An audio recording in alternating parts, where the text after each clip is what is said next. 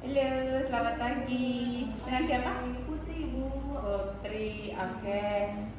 Putri sama siapa kesini? Sendiri, Bu. Oh, sendiri. Kebetulan calon suami saya lagi kerja. Oh iya.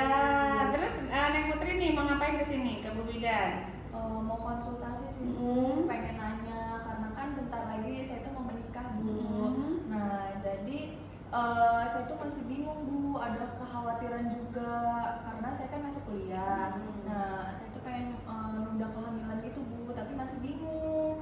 Itu kayak gimana caranya gitu, Bu. Dari kemarin suka mikir kayak gitu, Bu. Jadi calon suami saya itu nyuruh ke Bu Bidan. Oke, baik. Nanti sebelum Bu Bidan kasih informasi, Bu Bidan mau tanya dulu ya data dari Neng Putri. Namanya Neng Putri siapa? Putri Hilda, Ibu. Oke, umurnya? Umurnya 21 tahun. Masih berapa lama lagi kuliah?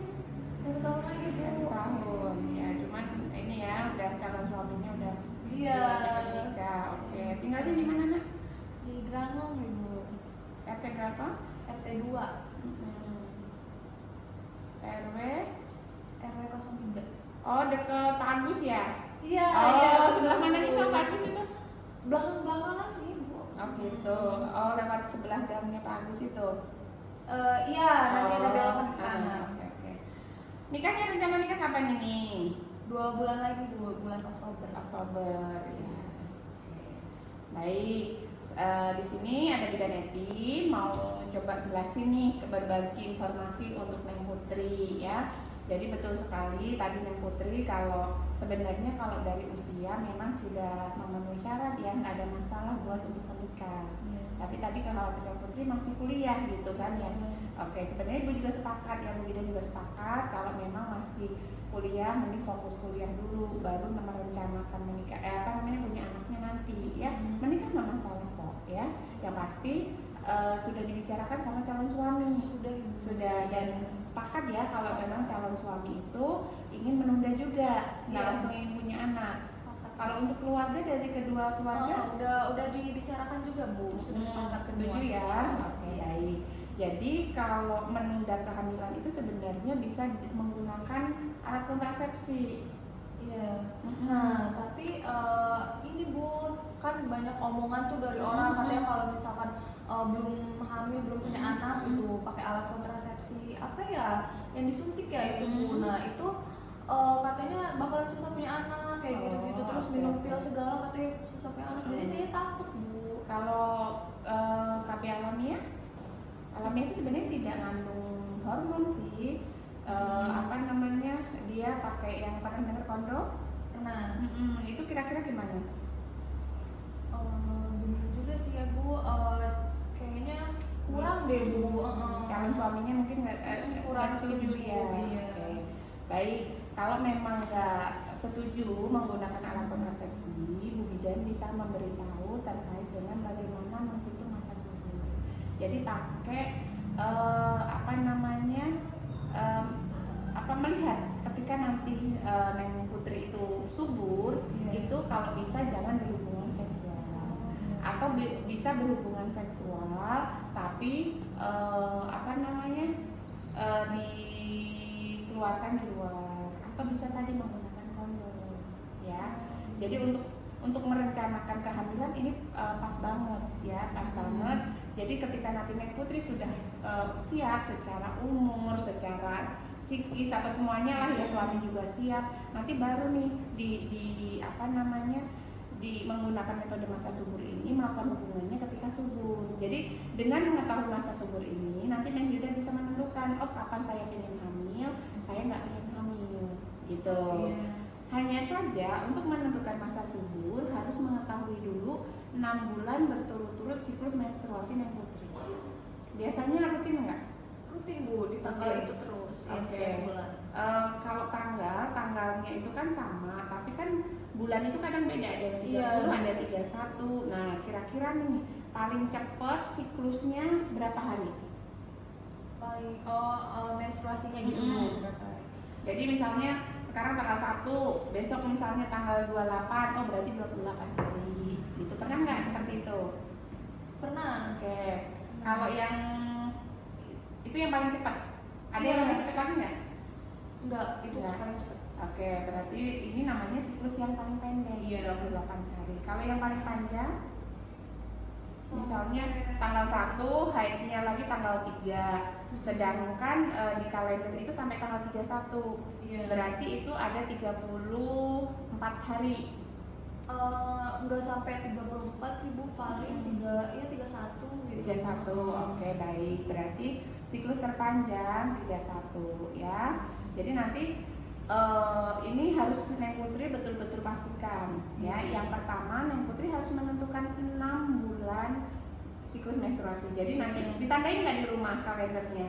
Enggak sih Bu, kadang pakai aplikasi gitu. Nah, ada kan di HP. Nah, Nah, nanti dilihat dalam 6 bulan, berarti kalau sekarang bulan Agustus, Agustus sudah haid ya? udah. Agustus, kemudian Juli, Juni, Mei, Mei ya, Mei, kemudian April, Maret. Nah, dari Maret ini Neng Putri nanti lihat lagi di aplikasinya itu berapa hari. Dari Maret ke April berapa hari, kemudian dan seterusnya sampai ketemu 6 kali berturut-turut nih.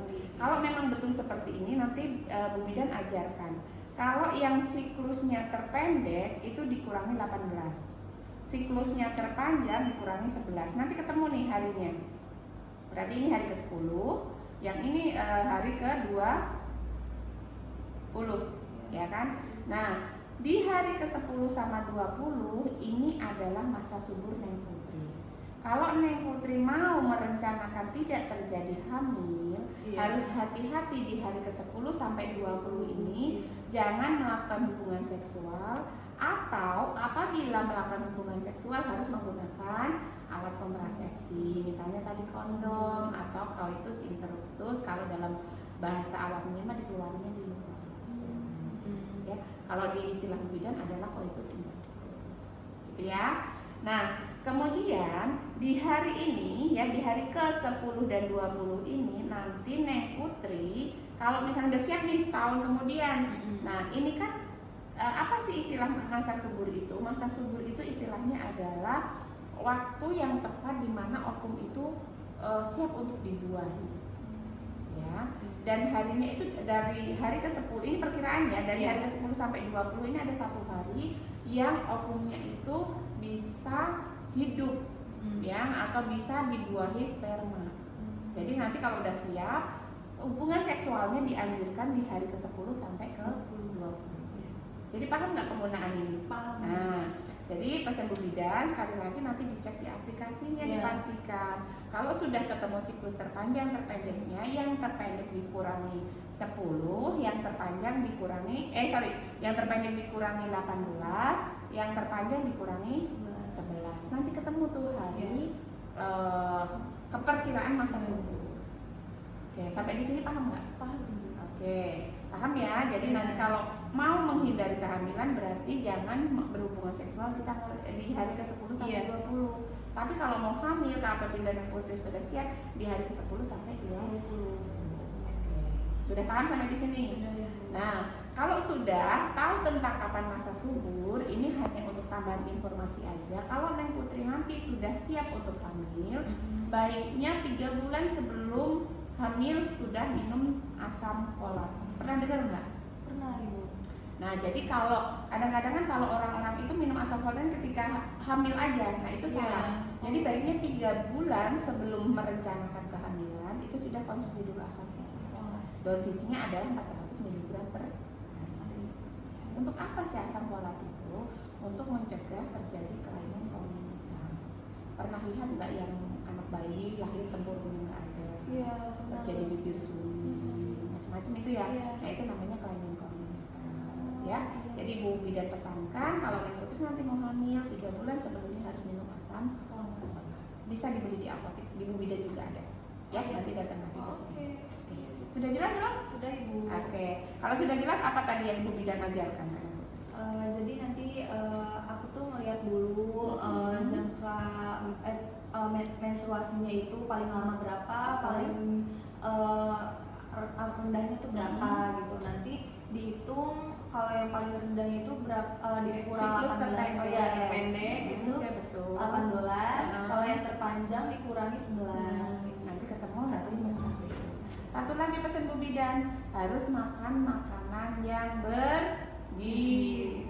Ya, jangan jajan-jajan aja, masak di rumah, suaminya dimasak. Iya. Ada pertanyaan lain nggak? Udah ibu udah. Oke, baik. Kalau sudah cukup, nanti kalau ada apa-apa lagi bisa telepon Bu Bidan kok. Nanti catat aja nomor Oh Bu iya. Bidan. Ya. Aku catat. Oke, terima kasih.